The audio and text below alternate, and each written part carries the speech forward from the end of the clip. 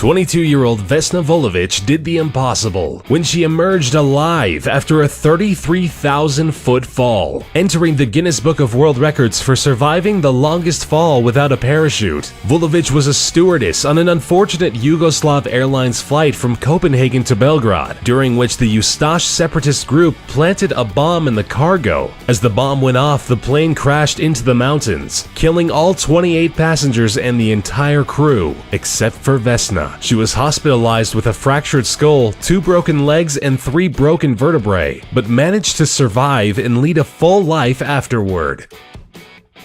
Croatian music teacher Frans Salak has had more than a few meetings with death and survived all of them. Reaching the age of 85 was not a smooth ride for Salak. At the age of 33, a train Salak was on flew off the tracks into an icy river, killing 17 passengers, but not him. With a broken arm, Salak survived this close call, only to find himself in a plane 1 year later flying across Croatia. A door on the plane was blown away, and Salak was blown out of the plane with it. Believe it or not, he survived by landing on a haystack. Only 3 years later, he was on a bus, which plunged into the river and killed 4 people. But of course, not him. At the age of 41, the fuel tank in his car exploded, but he managed to react in time and escape certain death. Again, the same incident unbelievably repeated itself just 3 years later. 20 years after that, Salak survived 1 more car explosion and another bus accident, only to win the lottery and become a millionaire in 2003.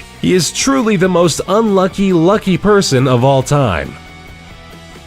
Stella Maris College's Old Christians rugby union team from Uruguay had a mountain peak named after them when they tragically crashed into it while flying to Chile to play a game. The Glacier of Tears killed 12 people, leaving the others roaming through the vicious Andes on a temperature of 30 degrees below zero. Running out of the scarce food reserves they had, the survivors lost all hope when they heard via radio that the search for them had been called off. In the harsh conditions, they started dying off one by one, with the last ones standing eating their deceased friends, in a desperate attempt to keep on living. 2 of the bravest people managed to reach Chile on foot and inform the world that a group of 16 people were still out there, having survived an incredible 72 days.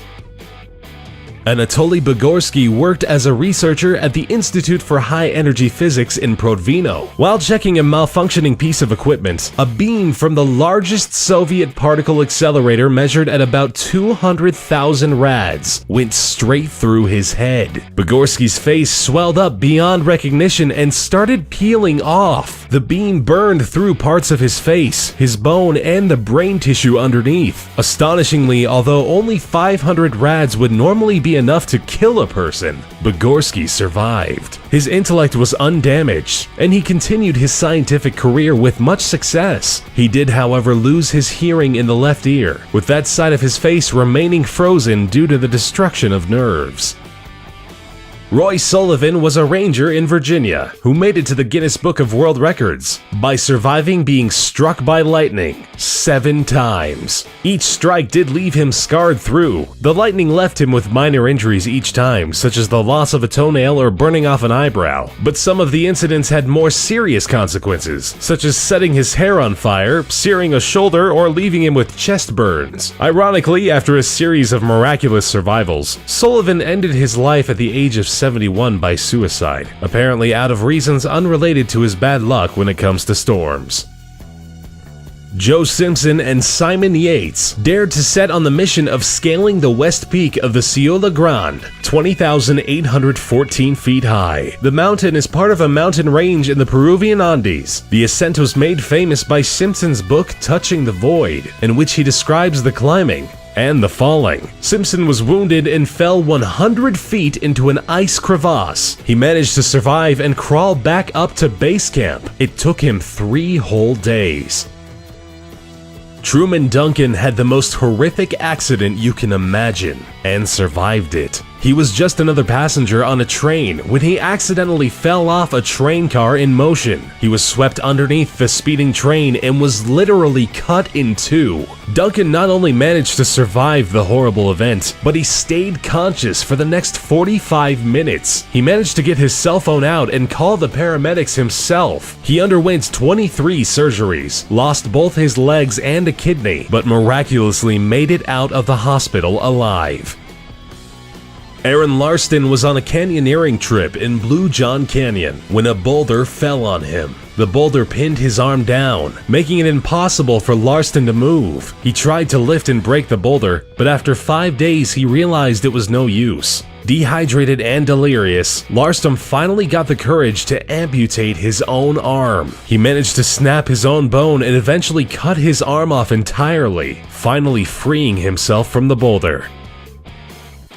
Robert Evans, a 46-year-old homeless man, was a victim of a hit and run. He was patched up in the hospital and sent away soon after. On his way back to his camp, he got into yet another accident. He was hit by a train. To be more precise, he was knocked off a narrow railroad bridge and landed in a creek. Evans ended up back in the hospital only 7 hours after his initial accident. It's pretty miraculous that he survived being hit by a car, then a train just hours later.